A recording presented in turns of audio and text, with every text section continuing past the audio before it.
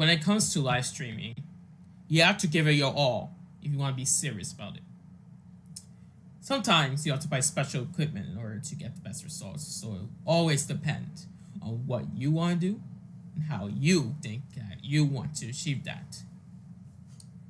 In fact, it is pretty fair to say that children these days want to grow up either as a live streamer or as a YouTuber. After all, they're watching YouTube these days. They probably have a favorite YouTuber or two, and they're figuring out what to do in life. But being a YouTuber sounds easy, right?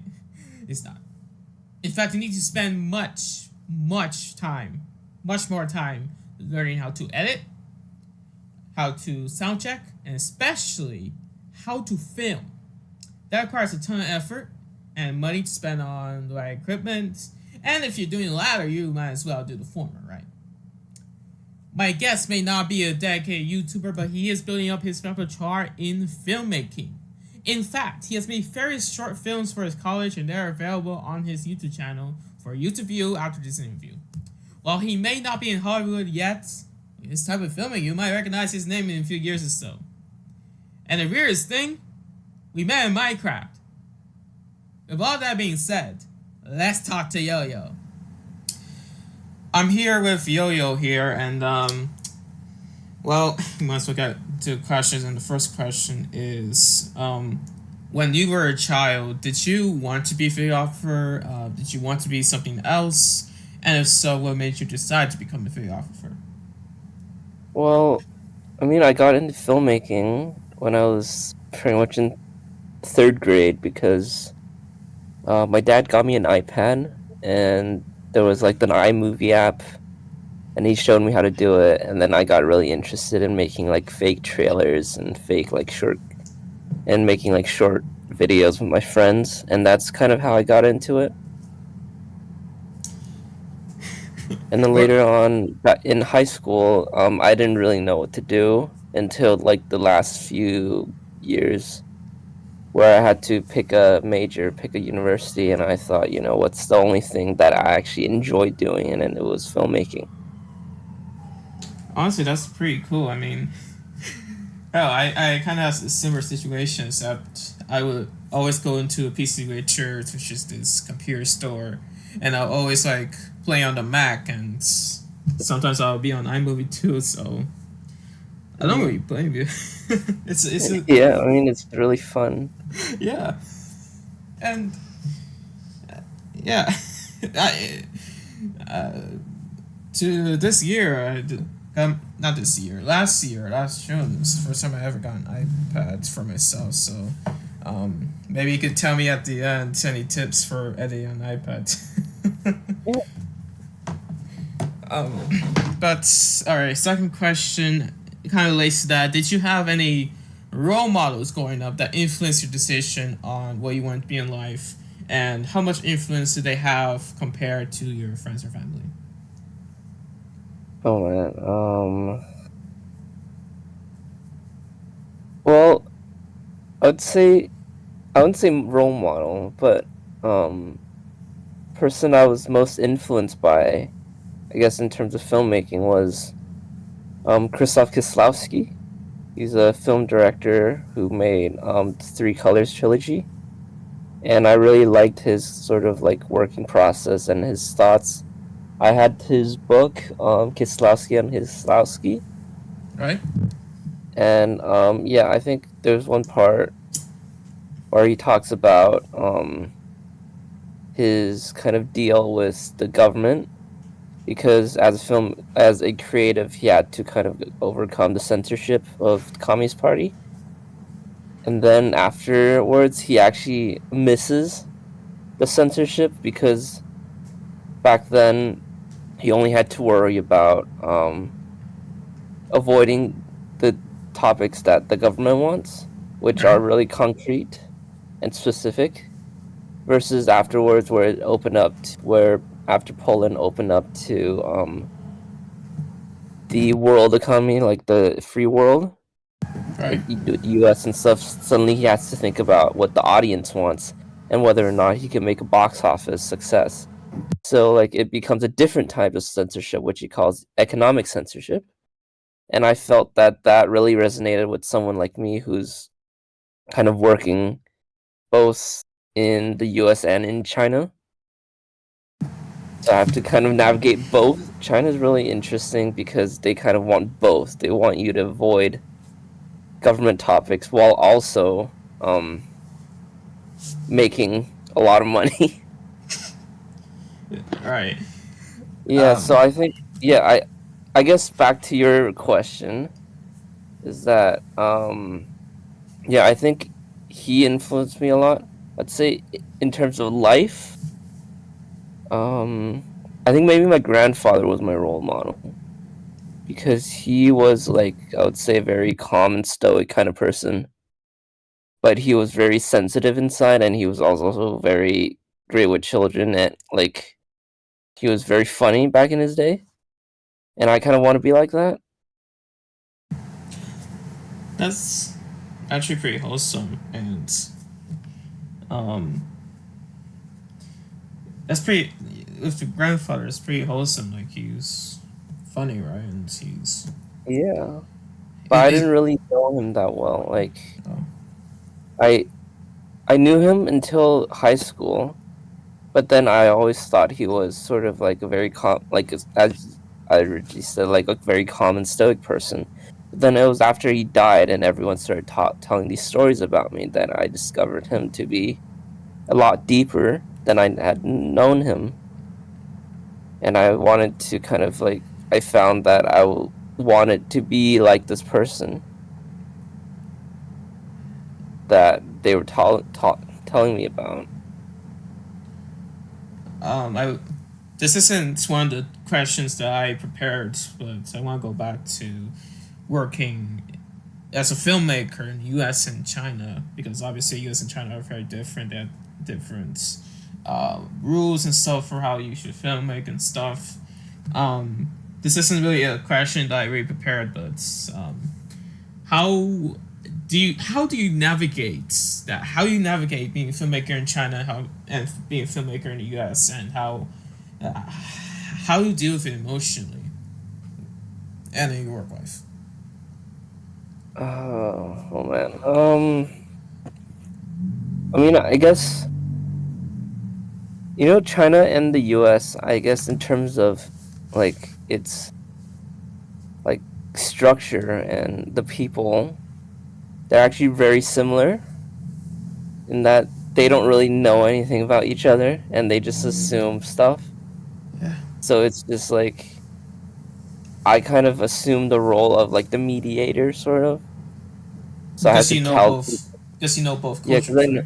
because I've lived in both cultures and it becomes like almost second nature whenever someone like assumes stuff about another culture. I just jump in. Right. But like I feel like there's always a sense of being othered because I'm neither like fully Chinese or fully American or fully like Western, I guess. Yeah. And it becomes sort of like I guess I haven't really gotten into the work life yet. I just started. I just graduated college, and but yeah, it becomes sort of like the only experience I had concretely was the job shadowing experience back in China, where I was watching the director shoot his movie for like a big budget movie for 3 months, All right. and I found that it was really similar to what I um thought filmmaking was in the US, in that the technology and like the kind of work ethic and stuff. But the different part was that there was just more people. Like more people were just in charge of more things. And it was a bit more chaotic because of the amount of people in China. All right. So I think the only difference was that like China versus the US is that China uses a lot more people because the labor is cheaper. Yeah. There's well, more than a billion people in China compared to like 330 something million in the US. So Yeah. big difference there. Um, Hmm. All right, let me get into my next question. Tell me your first emotions, if you remember them, when you decided to become a videographer. Were you ever inspired and or anxious? Did you, and also did those feelings change as time went on? Well, I was very excited when I first got into New York University to study filmmaking, Right. but now I'm just tired. I don't blame Like you. I I don't haven't, blame you. yeah, I haven't really made a film since graduation. Like it's all like I just been writing some scripts, but I haven't really gone into because now I'm back. I'm actually in Canada right now, and I feel like all the people I know are Americans, and they're still in New York, Yeah. and like I pretty much have to. I feel like I have to start over, like my networking. Yeah, and I mean, moving. You're in Canada. You used to go to NYU. Yeah, So you have to kind of restart things, and there's probably more. I don't know. Different culture shock stuff, like different rules and stuff too in yeah. Canada. You would expect Canada to and the U.S. to be somewhat similar, but Yeah, then like I went to New York, and then it was just like. it just hits you. Yeah, it just hits me that like, these people are really friendly, but they don't mean it. But they don't mean it in Canada. In Canada, they just like Canada, like I live in Vancouver, but it just feels like the Finland of North America. Right, Like everyone just like ignores each other, no eye contact, and and it's colder too, isn't it? I mean Vancouver Uh, is pretty much Seattle like climate, but like yeah, it's colder, I guess. yeah. I honestly, I never, I've never been out west, so Vancouver, Seattle, so kind of blurred to me. But Yeah.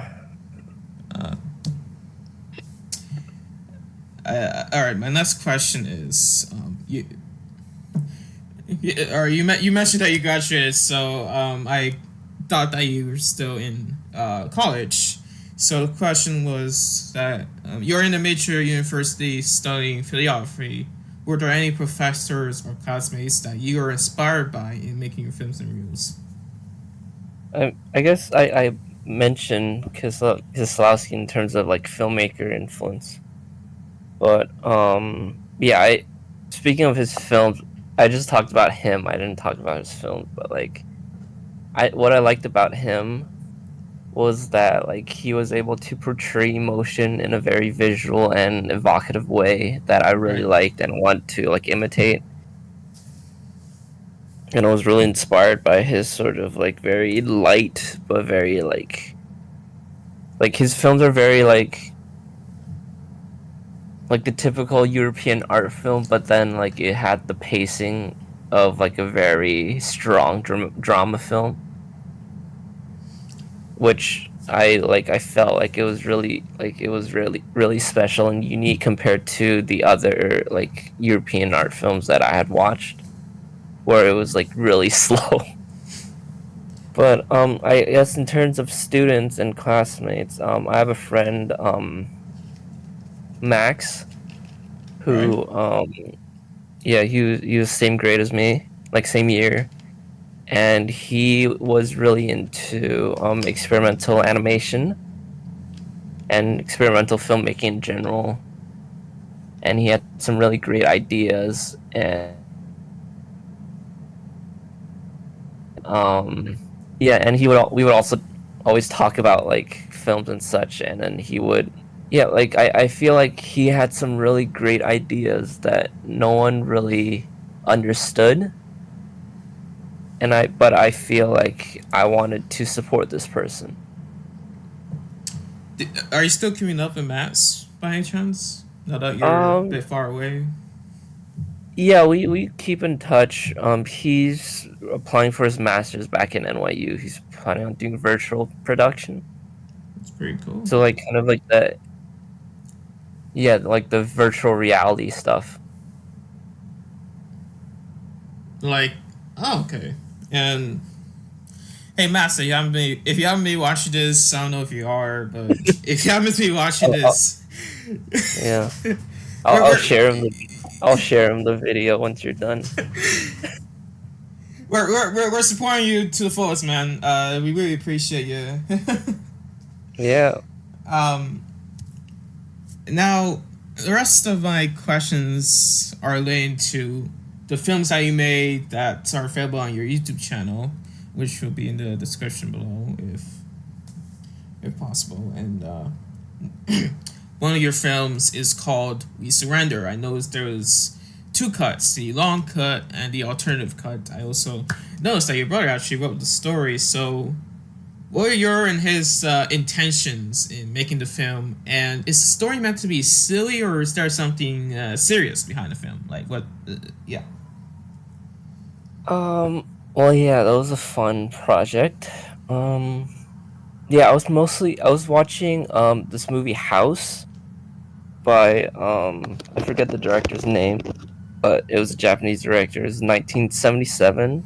All right. It was all right, Nobuhiko Obayashi, and what he did was he made a horror film about, but it was written by his 10-year-old daughter. So it was like completely ridiculous and completely like out, like off the wall, kind of like editing, like complete insanity in terms of the film. And I was really inspired by that. So I, like, my brother, who also is, would just say nonsense all the time to make me laugh. Yeah. We Yeah, play in such like, creative, so I know yeah. he's played there. He inspired me as well. So like I made him kind of like, I just recorded him just randomly talking about people, and then I would also input some inside jokes in it as well. For example, the whole like "you touch my salami" scene, that was his line. Oh, that's it. The Yeah, one like where the guy throws his salami and most of the stories were by him. The only one that was completely like by me was the animated parts, like with right. the thumbs and with the like the drawings and stuff. Because then it becomes sort of like, because for me, I wanted to make the film serious, but the stories are like ridiculous. The story, like the I guess the through line was about my own writer's block and my own like insecurities about what a good idea is and whether or not it's worth pursuing. So it Right. became like a whole exercise in like, what if I just didn't care? Because I was film was made for the experimental film class, so I get a lot more like creative freedom in terms of what I want to do. And as a result, this Yeah, it's as over a the result, top, but it's amazing. yeah, it's these films. I'm thinking about doing another edit because the thing about experimental filmmaking and like I guess filmmaking in general is that it's never done if you don't have like a release, like official release time deadline, because you can always play around with the editing, you can always change it up. That's Yeah. why there's these two cuts, the original and the alternate. Yeah. Um, and in one of your scenes, we see this guy named Jordan, and he yells, "I'm Jordan, I'm Jordan, I'm Jordan." Oh What was yeah, the yeah, yeah. what was the point of the character? Is he supposed to have lore behind him? Why is he like that? It was just whole thing was just like an inside joke with me and my brother, because we would play the escape, like no one would get it Right. except for like me and my brother, because we played the Escapist 2, and there was like a pre-made character called Jordan, and my brother would always play him, and because he was bald, he always like playing bald characters, and he would just yell out, "I'm Jordan," while whenever he's like beating up the police or being killed. I'm sorry. I'm sorry. I'm laughing. I'm sorry. Yeah, Yes. no. Okay, all right. Let me get some conclusion. All right. Um, Yeah. all right. Later, later in the film, of course, we see those two thumbs. They seem to get into a fight that lasts all day before they end up in bed together, solving the murder. Did these thumbs know about each other beforehand? Like, is there lore about either thumb character? And also, were there No, difficulties? there's no lore. There's no lore. It's all stream of consciousness. And were there difficulties in writing or filming that part of the film? Because it looks like it was stop motion, right? It wasn't actually stop motion. We were doing it live. We just got two hands and we were making them make out. But yeah, it was like the hardest part was just building the sets, like the small sets, Right. because yeah, I was doing my own like production design, so I had to go around, buy paint, buy brushes, buy everything, and then just make this like fake bedroom, fake bed, and stuff like that. And then like for the whole thumb war, all we had to do was just like I just told the actors, can you guys just do a thumb war? And then later on, you guys can like rub the thumbs together like you're making out. And then we would put on Phil Collins while they were making out so that they would get in the mood. And then they end up in bed. Yeah, and then I specifically told them to kind of rub the thumb on the palm so it looks like they're like, you know, Yeah, yeah, I get what you mean. yeah. So it's just like my kind of humor is just kind of getting to like really absurd things and then taking it really seriously. So we were kind of trying to shoot it like an actual like erotic drama, which is why they were doing like full on like sex. Yeah. Yeah. But yeah, like yeah, that's kind of my humor. I'm surprised that a lot of people really liked it because I kind of like dismiss it as like a exercise more than a project. Yeah, and hey, the film is awesome. I mean, I kind of one of those people that actually appreciate the film, even though because it's comedic. Because it actually there were several moments in the film where I was laughing from the guts because it was that funny. Um, Yeah, I guess that's the issue with like filmmaking is that once you like edit it, it just like you know all the trapping, you know all the detail, you know what's gonna happen. So it's just like you just feel nothing now. yeah, and I guess making big projects in general with lore and stuff, there's that feeling that you know everything. You know what's gonna happen. You know what's supposed to happen and all that. So you Yeah. see other people that are trying to guess, they're trying to react and stuff, add their own lore and stuff, fan fiction, whatever. And there's this feeling that you want to correct them or you want to be like, I don't know about that. So, um, I mean, yeah, like I feel like as you get like if once you get really into like filmmaking, you go on the stage from like you go through these stages where you first go from like oh you see all the trappings and you're like criticizing everything and it just becomes like all filmmaking is like I know what's gonna happen, you know what's gonna happen, it's so predictable and stuff. And then later on while you're like the next stage is just like pure depression. It's just like all films like are so boring to me because I just get it and I feel like I want to quit. But then like if you push past that you suddenly start like appreciating film again, start seeing like filmmaking as once you used to, like when you're a kid and then you're like you get excited about stuff. And but then you also appreciate what the filmmakers are trying to do, like instead of saying like it's predictable, it's like oh okay I see why he did that, I see the logic behind why he made this creative decision. It becomes like kind of like more analytical but also more appreciative. But you have to like really get into filmmaking to do that. well, you and how you know when? How do you know when you get into that stage? Like, what's I mean, Yeah, the thing is that you have to I guess my experience was that I got into like I worked on sets. I worked on film sets and I was observing directors Yeah. and I directed my own films. And it just became, like because I made these decisions like almost like second nature. When I see other people make these decisions, I also get it. Cuz like I would also make these decisions. I like or like, I know why he did that, but I would do this instead, but I know why he did this. So I got into it through going on films, making my own films and going on making helping other people make their films. But yeah, I think you get it once you like really get it. Like I don't know how to explain it. It's just like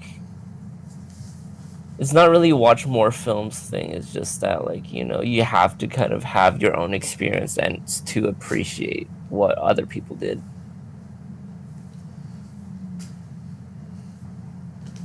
I don't know if that Yeah. makes sense. Nah, I was speechless. I didn't know. So, go ahead. See, you were saying something. I think I interrupted you. Yeah, yeah. What else you got? All right, all right, all right. Now on to the dark circle, and I actually have my phone with me showing part of it, so I don't sound like a fool. Mhm. But that's inevitable. That's kidding.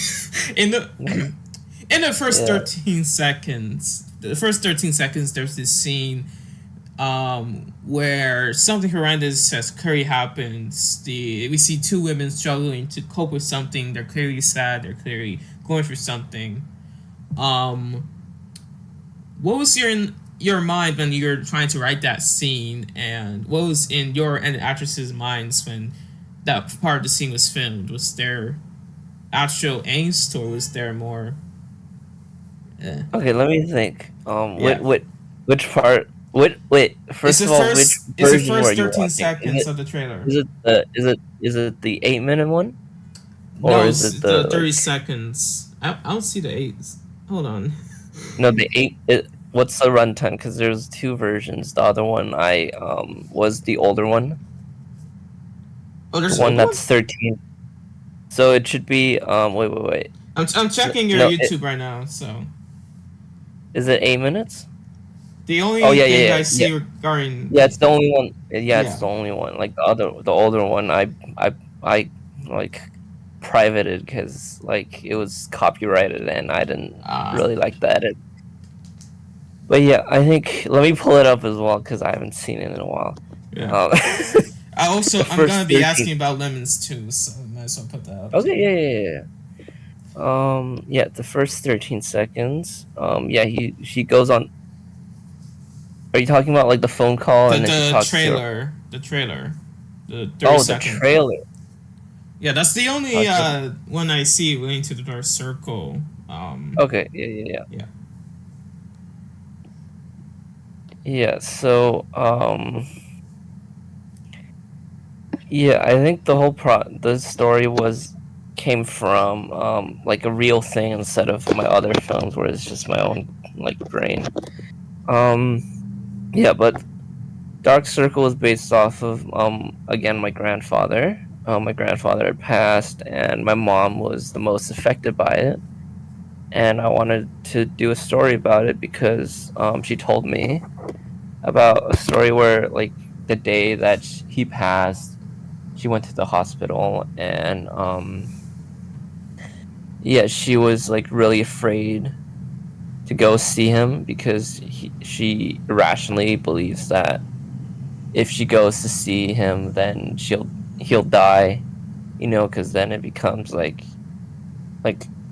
I guess like my grandfather would finally like be at peace and then he would like move on because the whole family made it.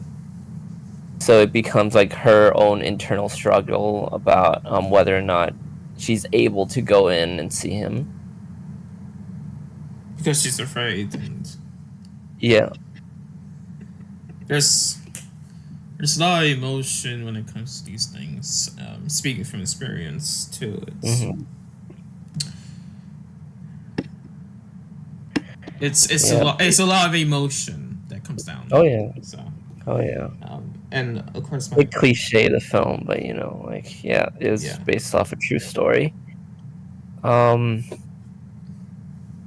but yeah, like this film was shot in Prague. I went to Prague for a study abroad program Right. where I got to shoot on film stock instead of digital. So like I thought like with this opportunity, I should make something a bit more like deep, like bit more like grand. That's more that's grander than my usual projects, which is more like just fooling around. And like talking about my own experience, I wanted to do something that's bigger than myself. So yeah, like I made this instead of some other project that's like film festival bait. How did how was it received? The film, by chance, how was it received? It's all right. The professor, like the New York professors, like the Czech professors, didn't really like care for it. They didn't really like it. Yeah. My mom didn't really like it. What? Wait, hold on. Your mom didn't. Why? What? Yeah, because I took a lot of creative liberties. Because once I was Ah. writing it, I realized that I didn't want to do the whole thing, exactly like it happened. Like, I wanted to, instead of like doing her kind of emotions purely, I wanted to analyze the two characters instead. Right. And I wanted to talk about how, like, I mean, I was inspired by the Czech films that we watched in class. It was basically about adults who, in the most stressful, like most emotional moments, start behaving like children.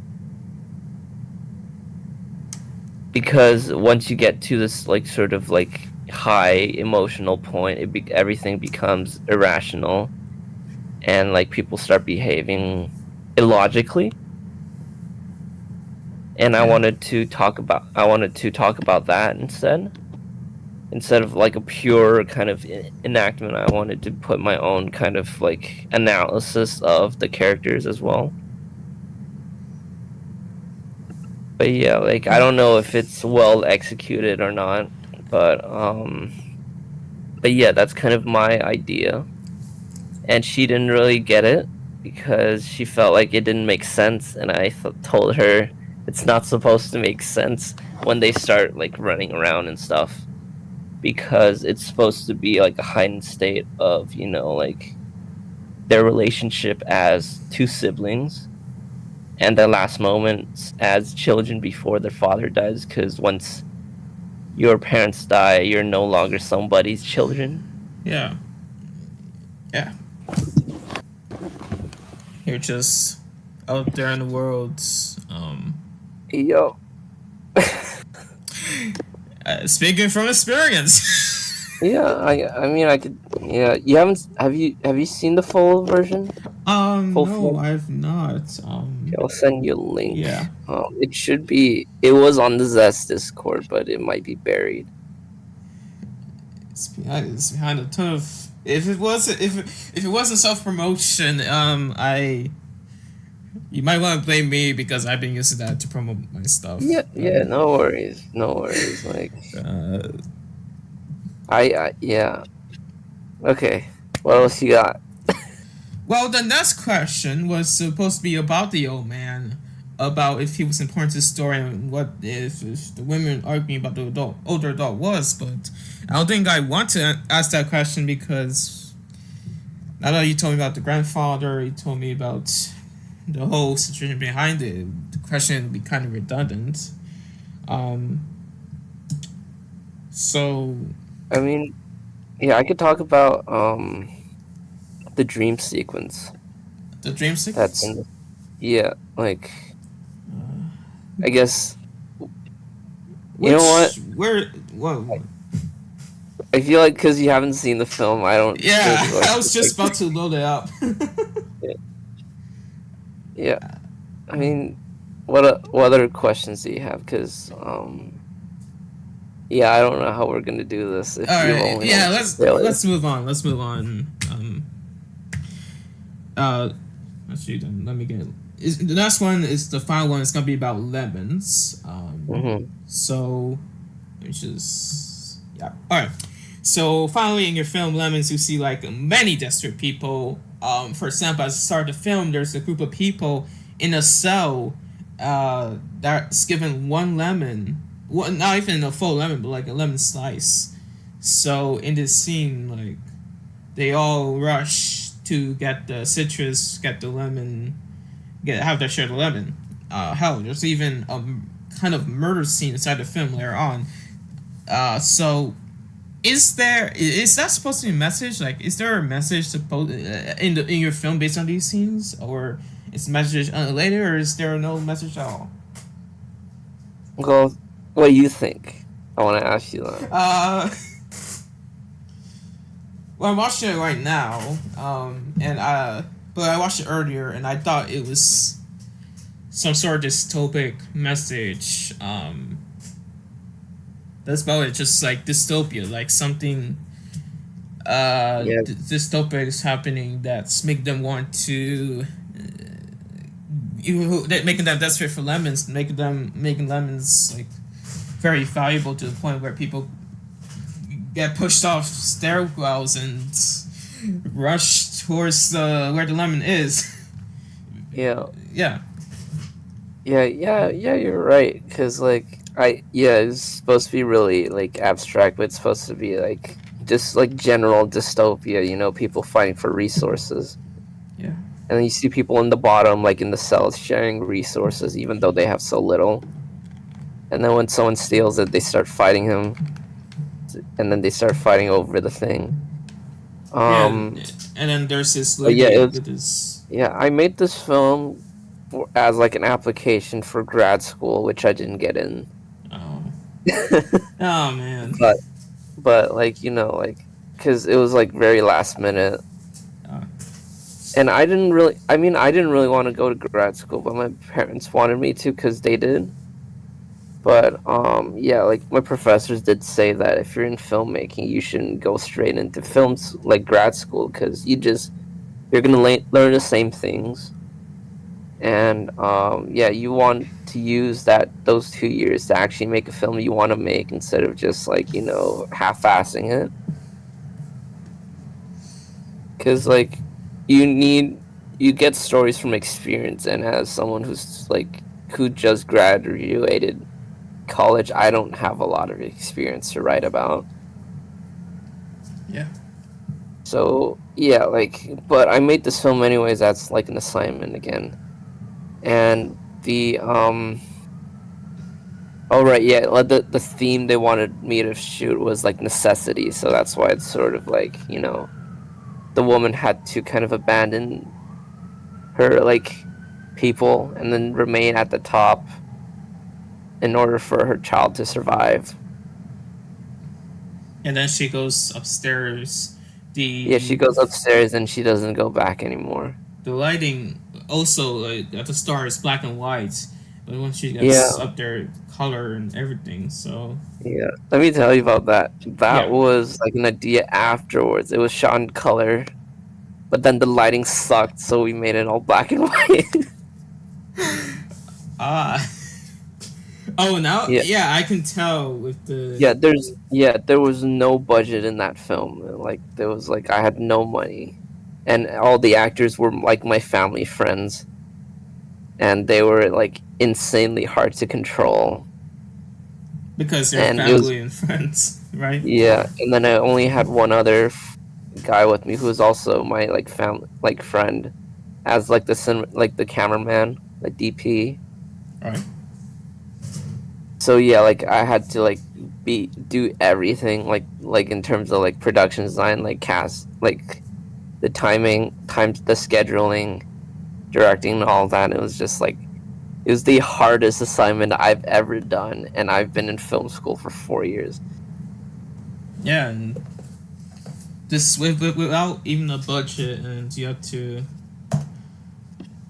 You said this was last minute too for Yeah, grad school application, right? So yeah. I had to like direct my parents, which is like the worst because they don't listen. Oh yeah, yeah, because they're your parents. Yeah. uh, Stubbornness, not. No, no, I don't want It's to. not really stubbornness. It's just Yeah, like they're like people are just weirded out that they're suddenly like in a different like role of authority. yeah. Uh, So like I need people to help me like get stuff, and I said like, Dad, can you help me get like the microphone upstairs? He just like shook his head, and I had to run upstairs while all the cast was like sitting around. Because like usually like the director can't leave the set, but I was like leaving the set every 5 seconds because I had to get stuff. yeah. And then the actors, Yeah. like after like I told them, like I spent like 10 minutes just telling them what to do, and then making it like simpler and simpler. It's They like didn't I said understand. nothing. It's like I said nothing. And that. This isn't really a question. I'm at the end of my questions, but really, were you? How frustrated were you at the end when you had to edit it all? And Yeah, I mean, I wanted to kill myself. Yeah, but yeah, like also like yeah, but that one like after that film, I was like I don't want to be a filmmaker anymore. Like at that point, like I just want to hide from everyone because it was just like yeah, it was like the worst experience I've had. yeah, But then like like people say like after doing that you shouldn't be afraid of any other filmmaking like challenges because you went through like the worst. you went through hell in terms of Yeah, filmmaking. I mean, In sorry, terms it's of my own. filmmaking, I mean, in terms of location, it's just my own, like our like base, like the garage, at our apartment. But like it's just like in terms of filmmaking, yeah, it was like a challenge. that Lemon's film was made 9 months ago, and your latest video that I see is one called 54 Simu Beats. Oh yeah, Simmer Beats. Yeah, that was just like yet again another assignment. We were supposed to like play with After Effects, I guess. Honestly, I've not Yeah, did you even have a question? listened. Did I interrupt you? The only ones I watched Mm-hmm. were the Dark Circle trailer, Mm-hmm. Lemons, and the free We Surrender cuts. Um, Mm-hmm. obviously the We Surrender one's very nuts, very funny, but Mm-hmm. given the experience of baking lemons, there's this saying that you I don't know if it's you can't or you can make lemonade with lemons. I think I screwed up the meaning, but you get what I'm saying, or like Yeah. something with lemons and lemonade. So, Mm-hmm. um, one little bit of irony given the whole experience, and two, um, given this is your that making lemons is like your lowest points, with a lot of difficulty and stuff, and given how you felt about filmmaking afterwards, how you feel about it now, 9 months after. I mean,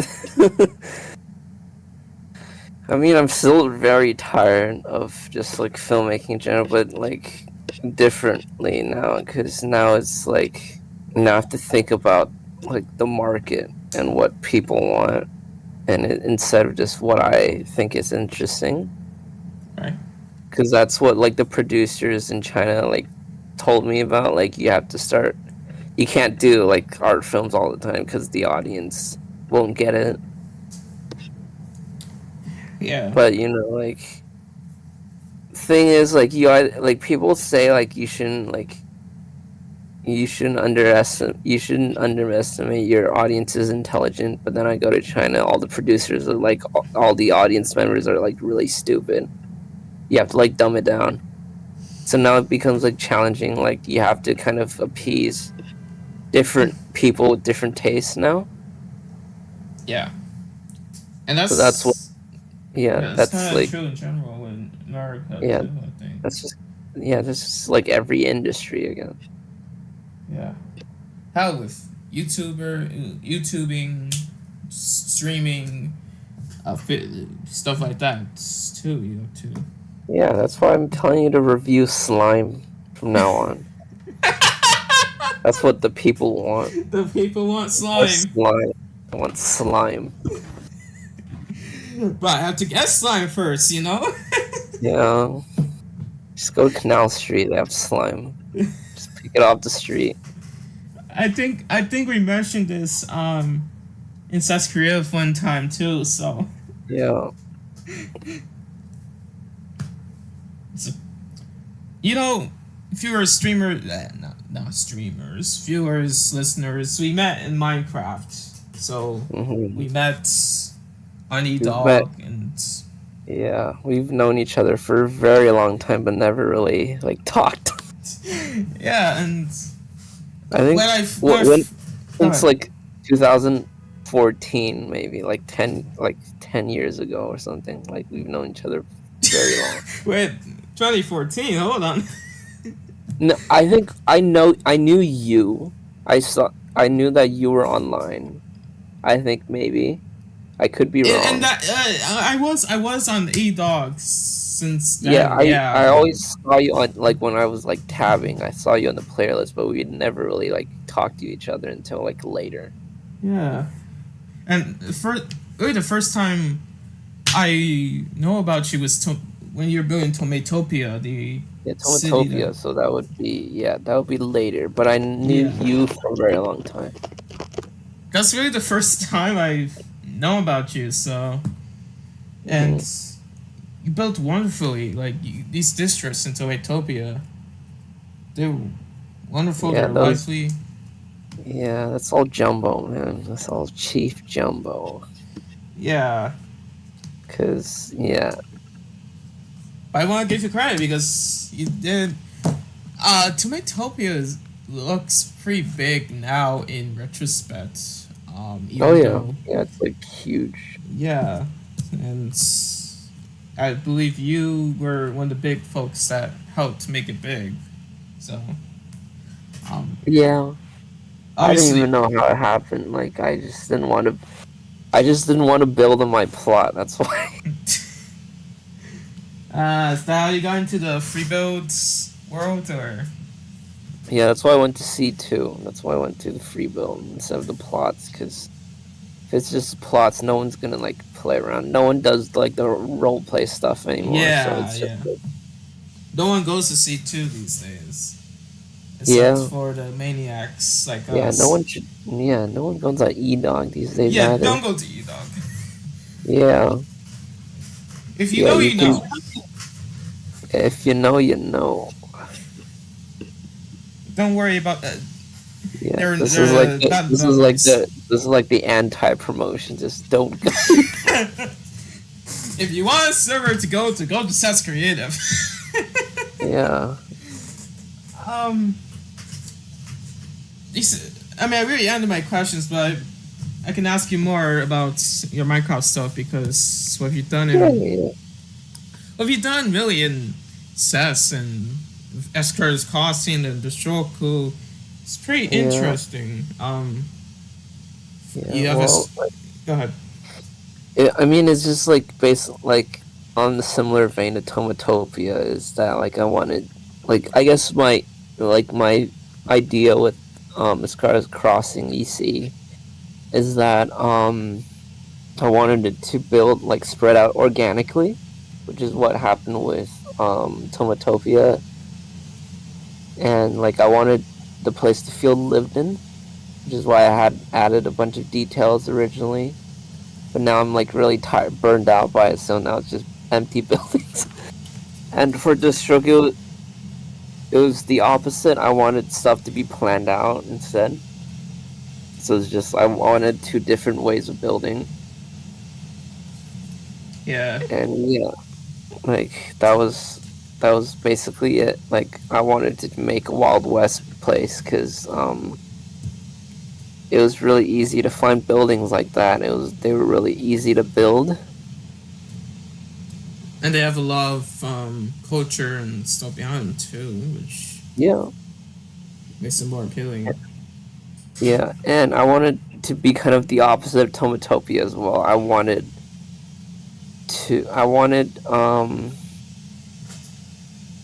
other people to contribute instead of just like one person's main idea.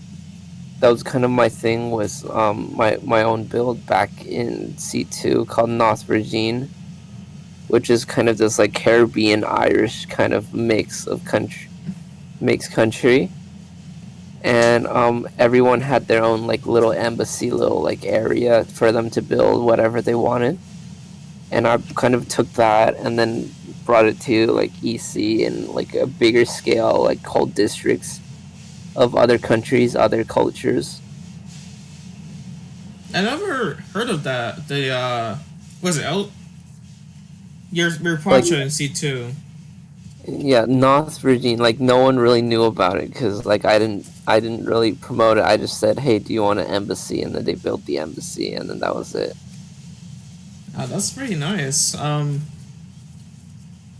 I guess Rescar, I do apologize because I was heavily involved in the civil war that happened, and it just. Oh yeah, like that was my own doing. I wanted, again, I was inspired by Chief Jumbo, so shout out to Chief Jumbo. Yeah, Chief Jumbo, now Ohus, and formerly Don Selk.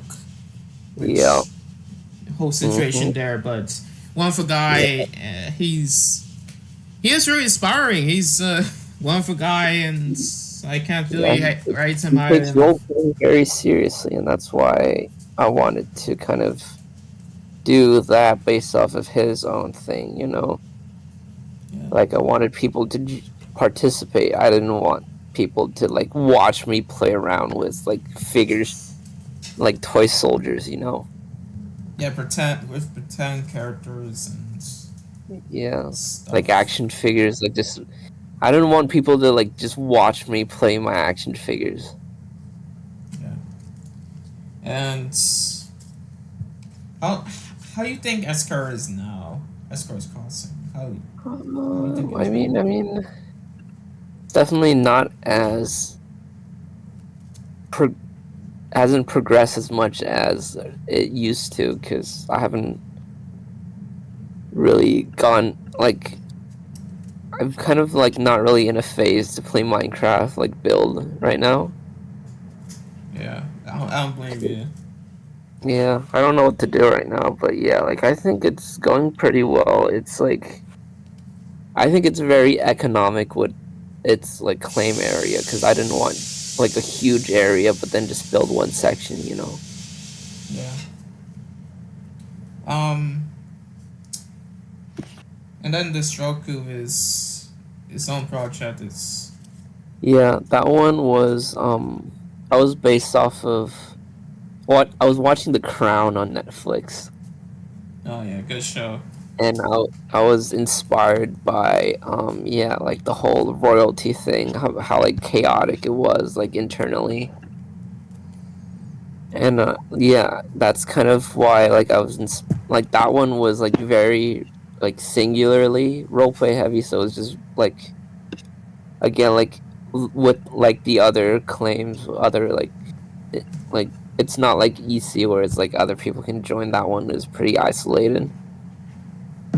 So I'm having like that's kind of why I haven't been like role playing these days because it's really hard to think of another reason to like keep everyone involved again, unless it's like another civil war. But like you know, it's gonna be boring. But at that time, Yeah.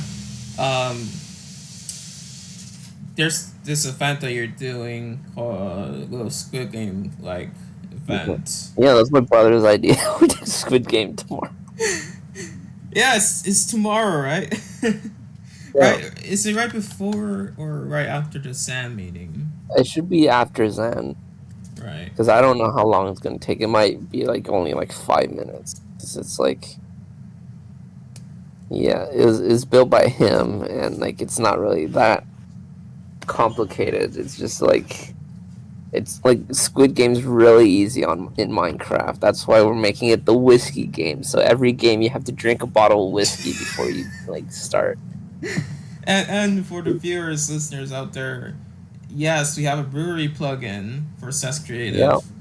Yeah. So yes, you can drink beer, you can drink alcohol, and it does simulate drunkenness too. It actually simulates drunkenness. So Yeah. there's All right, for the kids listening in, drink responsibly, or if you're a kid, don't drink at don't all. drink if you're a kid. Don't drink if you're a kid. This is you know, 21 plus situation. So Yeah, well, in Canada, it's 19 plus. yeah, but yeah. So if you're in that sweet area of 20, don't go to the US. Come here and come to Canada if you want to drink. Yeah. Or you can just go on Cess Creative and just drink there. Yeah. It does me. Join. Yeah, join Zest. We should have said this earlier. No one's probably listening these days. No, I'm joking. All right, we're at the end. Not the end, but part of what 1015 is that there are 10 questions, and then I throw it to my guest, aka Yo-Yo here, to ask me up to 5 questions. So, Yo-Yo, the stage is yours to ask me up to 5 questions. Okay, I'll ask you 5 questions. I guess.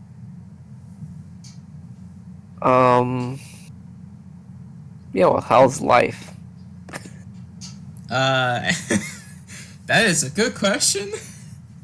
How are you? How's life within this 6-month period? I'll give you that. Well, it was okay. Okay. How do I say this? Right. It was going okay, wonderful, you know. Highs, lows, but the lows weren't that low, and the highs were pretty nice until December, until literally Christmas, and then it just fucking snowballed, and in my server, I announced, serious again, that I wouldn't be streaming for this month. I'll be starting to stream on the 9th, because of a situation with friends that I'm not very happy about. So since Christmas, I've just been trying to recover, trying to get my head straight, trying to explore new things, and trying to improve myself as a person. So, yeah. So for before Christmas, wonderful. After Christmas, shit. I'm doing better. I'm I am doing better than the first few days after Christmas. But now I'm still low. Still need to work on these kinds of things. So yeah.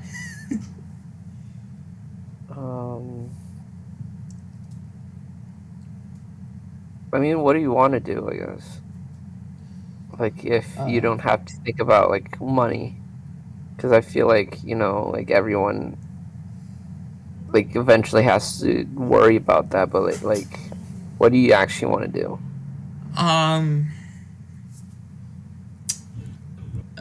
entertain people. Yeah, like Yeah. streaming, and I'm also into photography, so maybe I want to go that route.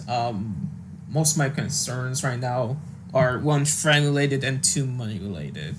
But you if you took away the money, like if I had like $1 billion, and if I had my friends, like if I reconciled and I stuff like that, um, then I'll probably just want to entertain people and travel. Entertain people and travel. Yeah. Great. That's probably what most people want to do anyway. Travel. Yeah. How long have you been like building like Slider Town, including like E-Dog? I guess. Well, Shutter Town started, and I still remember the date because I always remind myself of it, and it started on December 23rd, 2019. This whole project celebrated 5 years of existence, of building and everything, last Christmas. So since December 23rd, 2019, which will make it 5 years in a month. Which Wow. is a very long time when it comes to these kinds of things, surprisingly. Yeah.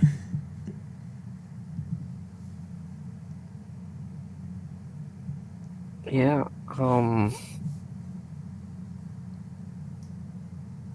Okay, where'd you come up with the name Slider Town? Because I don't like. I don't know. Yeah. I Also, don't like, know. what's your like ethos with Slider Town? Because you have like your own builds in the center, but now you have been like getting into more like you've been using like repository like buildings and stuff. So like what's kind of like the thought process of like how you're planning the city? I think in terms of that, like there was no ethos besides it just being like, because I have like another world building project, and I wanted to include that into that world building project, but eventually it just morphed to its own project of world building and role play. So right now, really, it's just role play. Role play is the ethos, but yeah, just role play, Yeah. like city states, and then this weird power, like it's a city state. It's a city state for all Yeah. intents and purposes. Yes, out there in the world, like working It's like as if it was the Singapore. U.S. Singapore. Everyone in Singapore died every day. Yeah. Yeah. It's a crazy city. Nuts. Yeah, I think. Yeah. Well, are you thinking about getting into videography? Is that why you're like interviewing me? I don't know. Like, again, I'm just trying to explore new things, and I guess this podcast is one of them. But I don't know what I want to do, but I do want to get beyond streaming. So I guess just exploring new things, and I guess videography would probably be one of them.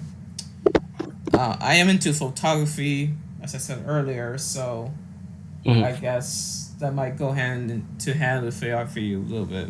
So I guess you Yeah. can say, sure. Okay. Yeah. Well, that's yeah. Is that 5 questions? Uh, I think, I think I think that so. was 6. I don't mind. I do not Yeah. mind.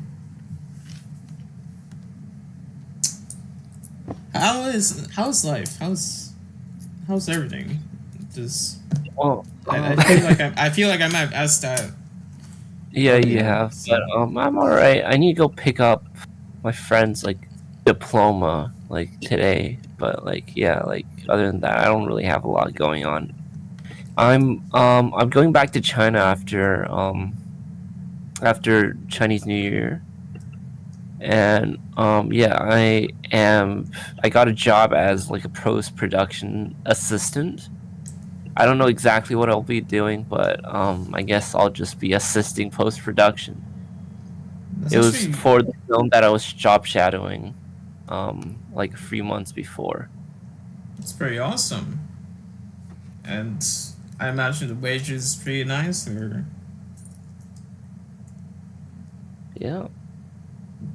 So if you're in Beijing or Vancouver, you might run into me, though we wouldn't make eye contact. So yeah. yeah, if you're ever in the Beijing area after Chinese New Year's, and The you happen to entire see, Yeah, if you see me amidst the 1 billion population, make sure to say hi.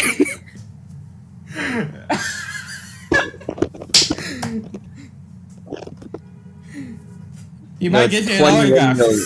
Yeah, okay. It's 21 million, so I guess your odds are a bit higher now. Yay! Maybe you might give me an autograph or something. I don't know. No, I don't know. Who knows? Life is nuts.